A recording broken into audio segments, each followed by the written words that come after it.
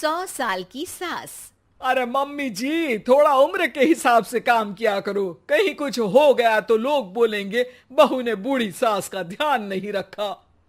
बहू, तुम भी थोड़ा कम और धीरे बोला करो। कहीं चिल्लाते हुए कभी कुछ हो गया तो वही लोग बोलेंगे 100 साल की सास भली चंगी बैठी है और बहू बेचारी चलती बनी। वैसे मम्मी जी, दादी बिल्कुल ठीक बोल रही हैं। हैं? क्या ठीक बोल रही है? वो जो कुछ भी बोले वो सास है, पर तुम क्यों बोल रही हो? बहू होकर सास से जुबान लड़ाओगी क्या? ऐसा बोलते हुए निर्मला को धसका उठ जाता है। कहा था ना, मत चिल्ला मत चिल्ला। तुझे बिना सास और बहू से जुबान लड़ाए बिना शांति नहीं मिलती। अरे माँ, दादी की बात सुन लिया करो, तुम्हारे भले के लिए बोलती है ना। अरे कोई भला नहीं, इन्हें बस मुझे परेशान और शो ऑफ करने का शौक है। हाँ। चल झूठी। इस परिवार में 3 पीढ़ी की औरतें रहती है, जिनका हर समय कोई ना कोई अलग ड्रामा चलता ही रहता है, जिससे और किसी का पता नहीं, लेकिन सूरज बहुत परेशान रहता है। माँ, पियाली और दादी, आप तीनों के पास एक दूसरे को सास बहू वाले ताने देने के अलावा कुछ काम हो या नहीं, पर मेरे पास जरूर है।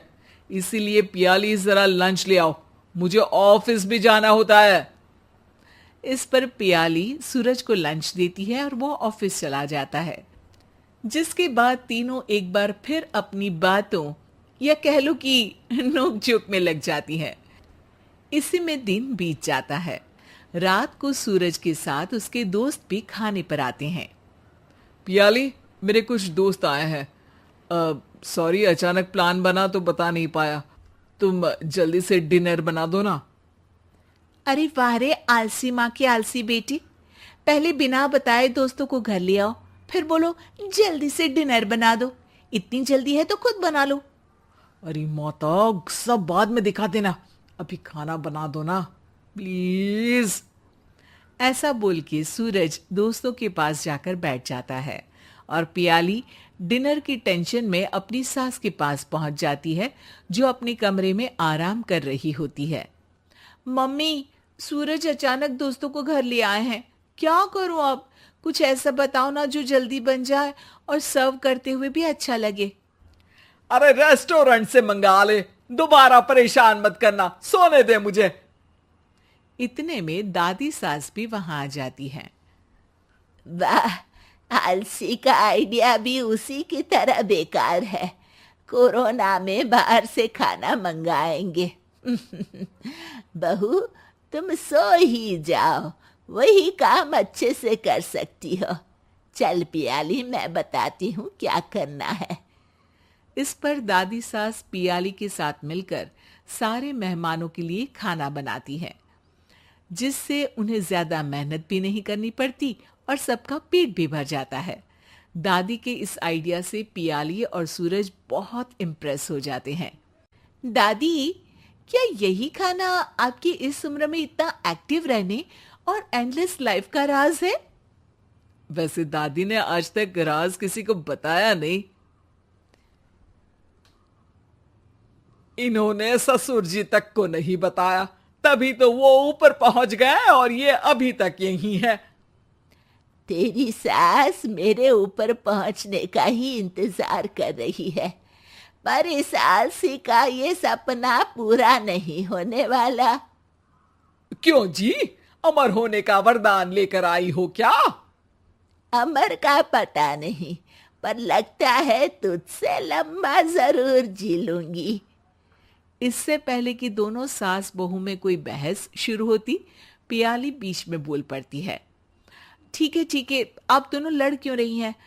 हम तो चाहते हैं कि आप दोनों हमारे साथ हमेशा रहें।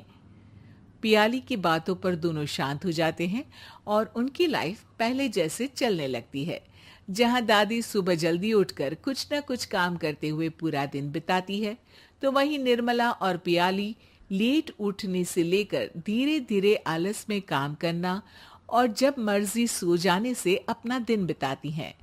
एक दिन निर्मला की सहेली उनके घर आती है।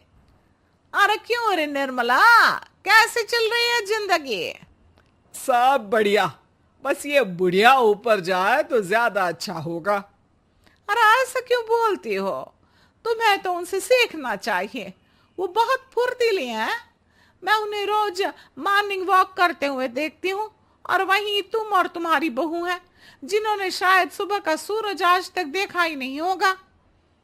सहेली की बात सुनते ही निर्मला भड़क कर चिल्लाते हुए पियाली और अपनी सास को वहां बुलाती है, जिनके साथ सूरज भी वहां आ जाता है, और ये सब देख सहेली वहां से चली जाती है।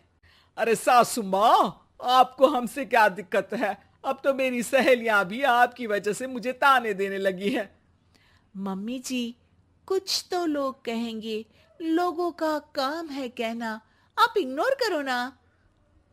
अच्छा वैसे महारानी, वो तुम्हें भी वही सब बोल रही थी? है? मैंने क्या किया?